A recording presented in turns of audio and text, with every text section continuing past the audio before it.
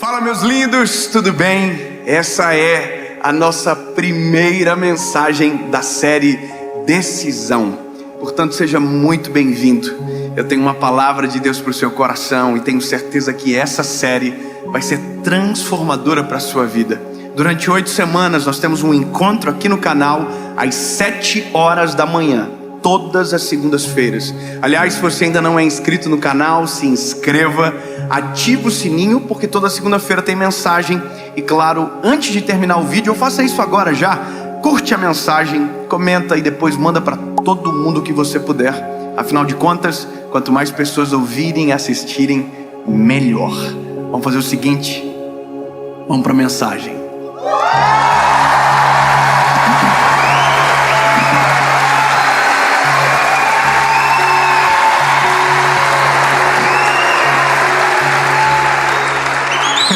Parece que foi ensaiado aqui. Jó, capítulo de número 4, versículo de número 3. Esse texto vai nortear a nossa caminhada sobre um sentimento, uma palavra que sufoca muita gente, que já me sufocou durante um tempo, e que se a gente não cuidar, vira recorrente na nossa história. Nos aprisiona, cega os nossos olhos, que é a palavra desânimo, que é muito mais do que uma palavra, é uma sensação que nos rouba a fé, a esperança e tira o brilho dos nossos olhos. O texto é de Jó 4, é o capítulo, versículo é o 3, diz o seguinte: eis que instruístes a muitos e fortalecestes as mãos fracas. Tuas palavras seguraram o que estava caindo, e tu fortalecestes os joelhos debilitados. Mas agora isso vem sobre ti e te enfraqueces. Ela toca em ti e te perturbas. Não é este o teu temor, a tua confiança, a tua esperança, ou a retidão dos teus caminhos? Sabe, quem está ouvindo isso é Jó. Jó está ouvindo isso de um amigo dele. O amigo se chama Elifaz, ou Elifaz, não sei. Só sei que é esse amigo que está olhando para Jó, depois de todo o cenário de calamidade da vida dele, dizendo: peraí, você, pelo que eu me lembro, tinha palavra para todo mundo. Quando alguém estava caído, você tinha palavra para que aquelas pessoas se levantassem. Quando aquelas pessoas estavam tristes, você trazia o ânimo. E agora que você está caído, as tuas palavras não servem para você? Eu não sei como vocês entendem isso, mas já parou para observar que tem coisas que a gente só acredita com os outros? Tem coisas que a gente só acredita para alguém, mas não sobre nós. Que existem palavras que a gente é profissional em dizer sobre a vida dos outros, mas que quando chega na nossa vez de crer, na nossa vez de viver, a gente não consegue acreditar de verdade. Ou seja, me parece que às vezes a nossa fé só é funcional quando é o outro que está por problemas, mas quando é na nossa vez, tudo o que nós cremos, a gente esquece. E é sobre isso. É sobre um sentimento que rouba a fé, que rouba toda a nossa pregação. E isso é muito perigoso, porque pregamos lindamente, mas quando é na nossa vez, nenhuma palavra pregada serve para nós. E é isso que eu me deparo nessa história, e que de verdade, de maneira humilde, reconheço que já me deparei na minha vida também. No dia que nenhuma das palavras que eu havia pregado serviriam para mim. De tudo aquilo que eu cria para aquele momento, parece que não era para mim, mesmo sendo completamente direcionado para o meu coração. Jó teve perdas irreparáveis. Se você olhar a história de Jó, você agradece a Deus pela sua vida. Você pode estar na pior situação da vida, do mundo, mas se você ler a história de Jó, você vai dizer: meu Deus do céu. Jó perdeu os filhos, perdeu todos os bens, todos os seus servos. Jó perdeu tudo. Quando Jó tem todas essas perdas, Jó só não fez uma coisa: Jó não blasfemou contra Deus, mas Jó blasfemou contra a vida dele. Jó desejou morrer, Jó teve sentimentos dessa maneira, porque as dores foram muito agudas. A dor foi extremamente aguda. Agora, o interessante é que no meio de todo esse cenário de dor, existe um homem justo, existe um homem bom. Tanto é que tudo isso aconteceu com ele porque Deus permitiu, porque ele era bom. Aí é uma confusão tão grande que eu não vou saber explicar. Porque na nossa cabeça, se nós somos bons, tudo de bom tem que acontecer com a gente. Mas não é assim que a banda toca. Bons sofrem, porque na verdade, desculpe, mas nem bons somos. A gente pensa que somos, mas não somos. Tá vendo essa pessoa perto de você aí? Ela é ruim.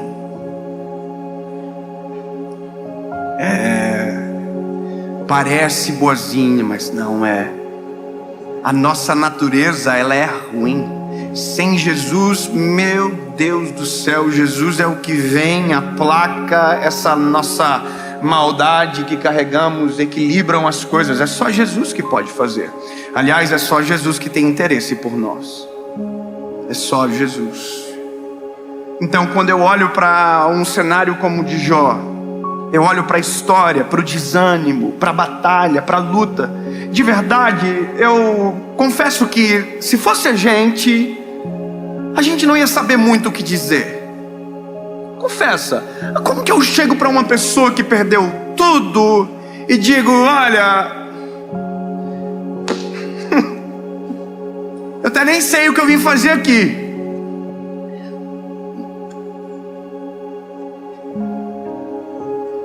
Eu só não queria estar no teu lugar, irmão, mas não é verdade? A gente não é assim. Agora, por quê? Porque aqui a gente está falando de algo muito grave. Mas quando a gente olha a história completa, eu sei a história completa. A história completa é: Deus restituiu tudo o que Jó perdeu. Jó viu os filhos até a 4ª geração, e aí descansou no Senhor. Jó teve tudo restituído: os bens, os servos, as propriedades, os filhos, tudo em dobro. Deus deu, Deus retribuiu. Agora, a gente consegue olhar assim porque a gente conhece a história toda. Agora, Jó não sabia disso que ia acontecer. Você entende? Jó não via o todo, Jó via parte da história. E a parte da história que ele estava era aquela parte onde ele perdeu tudo, e ele não consegue ver para onde vai e o que vai acontecer. E esse é o cenário às vezes da nossa história. Enquanto estava tudo bem na nossa casa, enquanto estava dando tudo certo, a gente tinha palavras para todo mundo: olha, Deus é bom, Deus é fiel, Deus é justo, Deus está no controle de todas as coisas, descansa no Senhor, Deus está cuidando, sabe, relaxa. A gente fala para todo mundo: olha, acalma o coração, ora, se você orar, Deus responde. Só que em um determinado momento da história, o jogo vira. E eu chamo isso de dia mau, de vale. E a primeira coisa que a gente precisa ter a ciência e a noção é que sim, a vida é feita de montanhas e de vales. E que um dia estamos na montanha e talvez no outro dia estejamos em algum vale. Mas o vale não é um lugar para morar, o vale é um lugar para passar. Deserto não é um lugar para morar, deserto é um lugar para passar.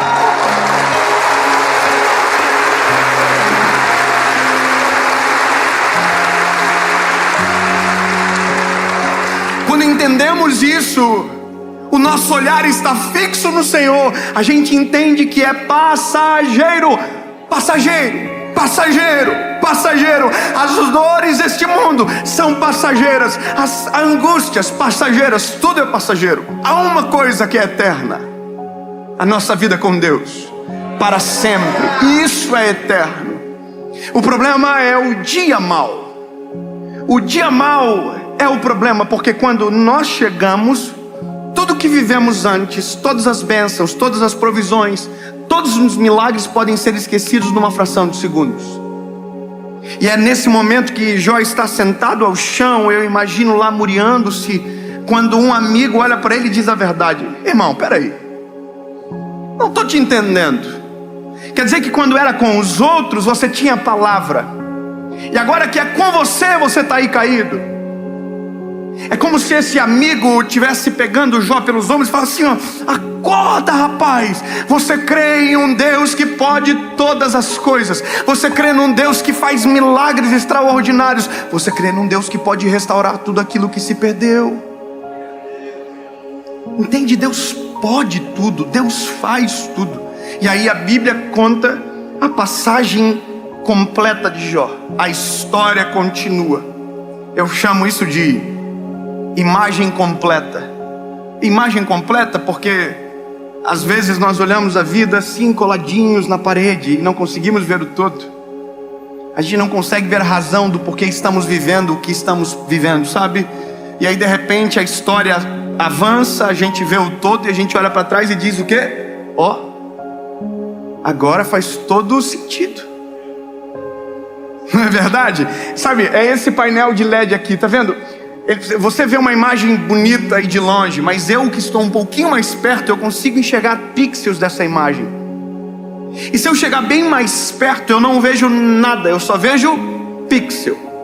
A vida, nosso olhar sobre ela é um pixel da história. Nós olhamos para a vida e vemos uma fração de alguma coisa que pensamos que é tão longa. Não. A vida é um todo, e o único que consegue ver o todo é o Senhor. A gente às vezes não vê o todo sobre amanhã, mas já conseguimos ver o todo sobre um ano atrás, sim ou não? A gente consegue olhar um ano atrás do que vivemos e agora conseguimos olhar por que colhemos, por que vivemos daquela maneira. Por quê? Porque agora a gente consegue ver o todo. Então da mesma maneira que você consegue ver o todo de um ano atrás, eu quero declarar sobre você que daqui a um mês, 2 meses ou 2 dias, você vai olhar para tudo aquilo que passou e vai dizer: agora eu entendo, agora eu compreendo. E aí você vai dizer: show, desânimo, vai embora, porque agora eu lembrei quem tenho crido, quem é o meu Deus, quem é o meu socorro bem presente no dia da angústia. Vai para lá.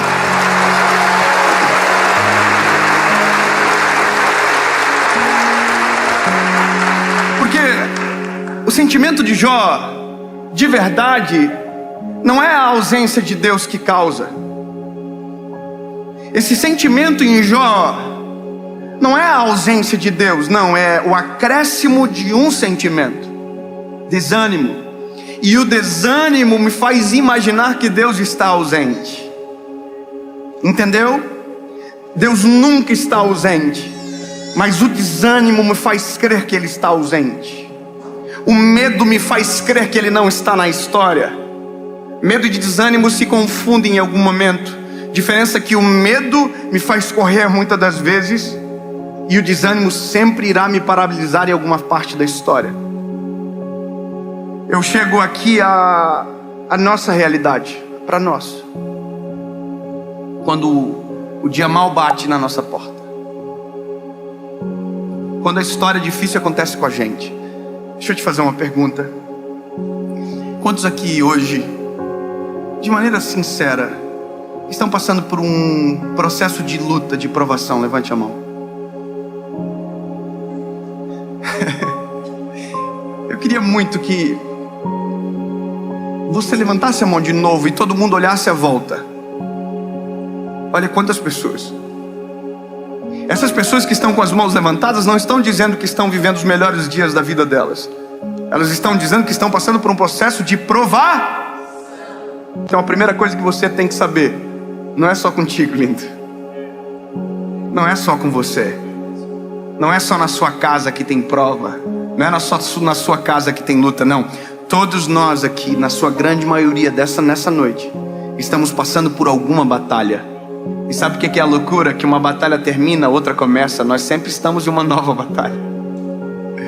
Eu sei que, não, eu não quero mais. Não, lindo, são as batalhas que geram pessoas poderosas, extraordinárias. São os processos doloridos que transformam as histórias.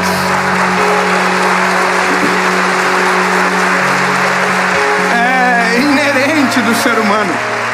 Eu queria muito chegar aqui e dizer: olha, depois que você aceitar a Jesus, você não vai ter mais nenhum problema. Se você reconhecer Jesus como seu Salvador, a sua vida vai ser um mar de rosas e uau, ninguém vai ficar doente, ninguém vai cortar a sua frente no trânsito, vai ser tudo lindo. As pessoas vão passar por você e vão dizer bom dia. Não, lindo, esse é um sonho, mas a realidade não é assim.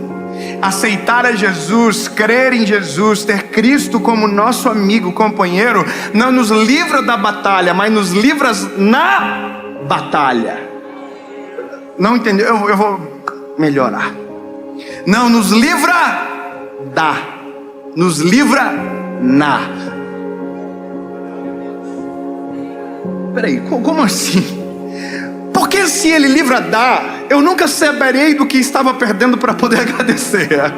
A confusão é mais ou menos assim, eu não sei o que pode. Não. Agora quando eu me livro na, eu saio da batalha muito mais forte para enfrentar qualquer outra tempestade, porque eu vou poder dizer assim: olha, eu tenho um Deus presente na batalha.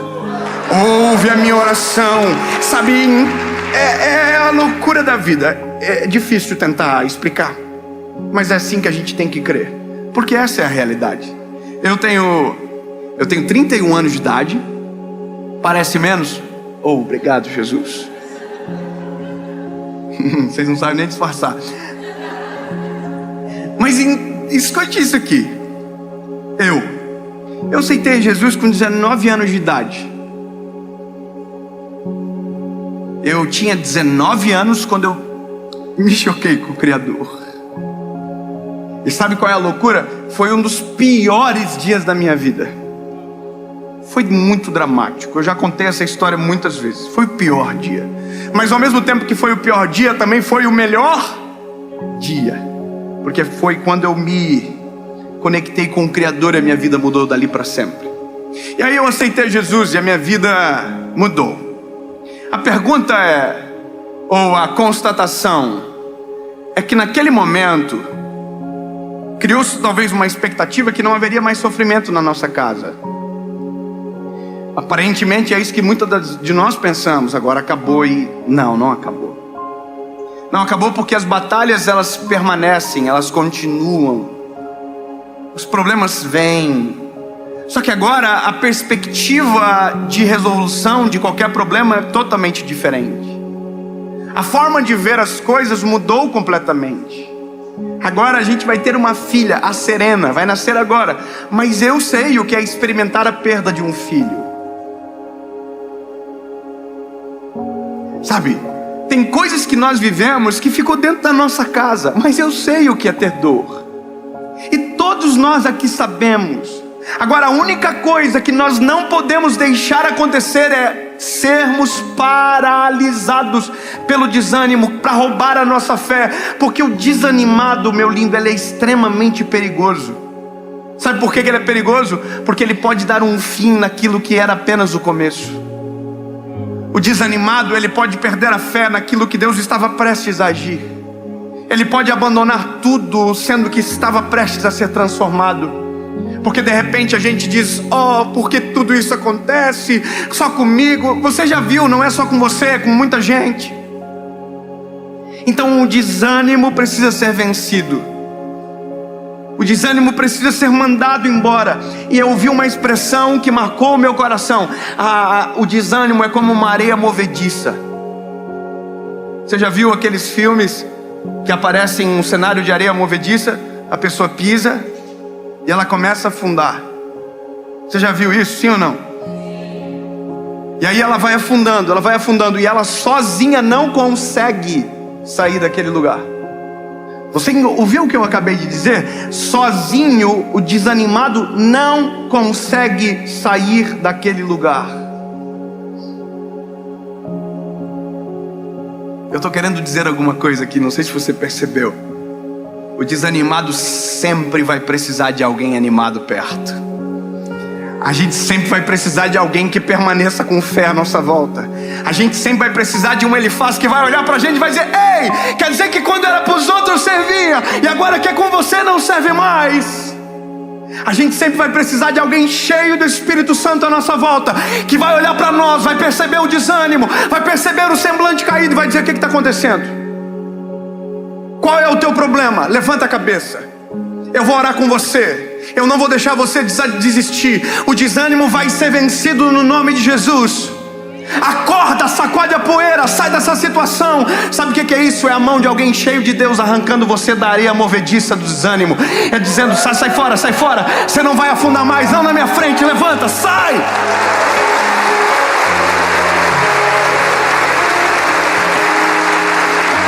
E eu aumento o termo. É por isso que a igreja é importante.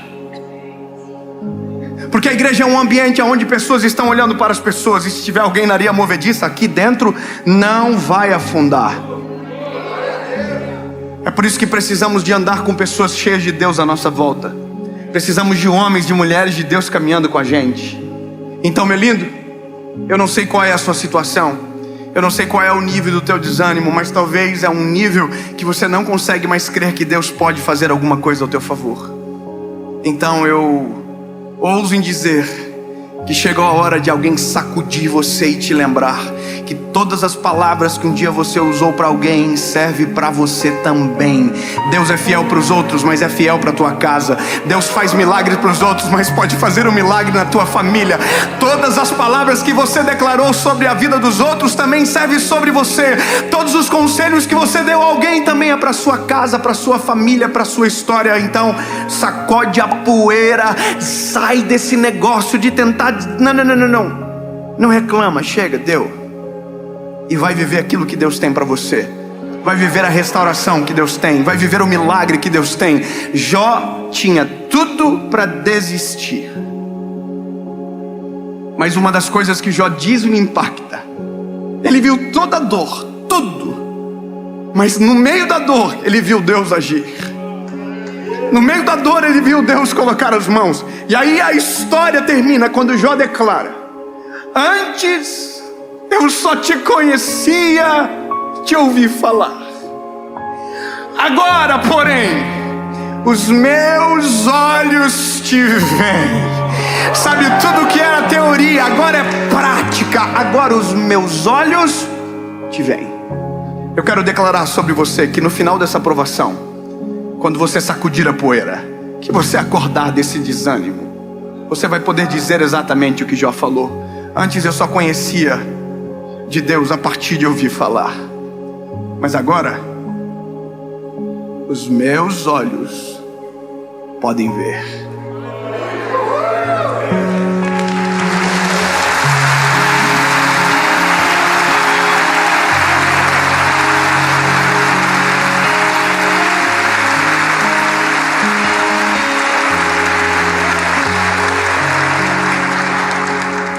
Eu queria poder ter tempo de contar para vocês todas as vezes que Deus me socorreu, todas as vezes que Deus enviou anjos para nos tirar do desânimo. São tantas as histórias, mas a prova que elas aconteceram e deram certo é porque eu estou aqui continuando. Estou aqui pregando a palavra. Só que eu não posso esquecer que tudo que eu estou falando para vocês tem que servir para mim também. Jesus tira-nos do desânimo, nos deixa fraquejar a nossa fé, encoraja-nos a viver a tua vontade. Senhor, a gente não consegue ver tudo, a gente vê um fragmento da história e às vezes desesperamos, mas não é assim que queremos viver, Jesus. Abre os nossos olhos, socorre nosso espírito e nos faz enxergar a esperança. Em nome de Jesus, que agora, Senhor, dentro dos lares, onde tiver alguém assistindo, que seja socorrido pela Tua presença, e que o brilho nos olhos volte, e que uma luz no fim do túnel apareça, em nome de Jesus, amém.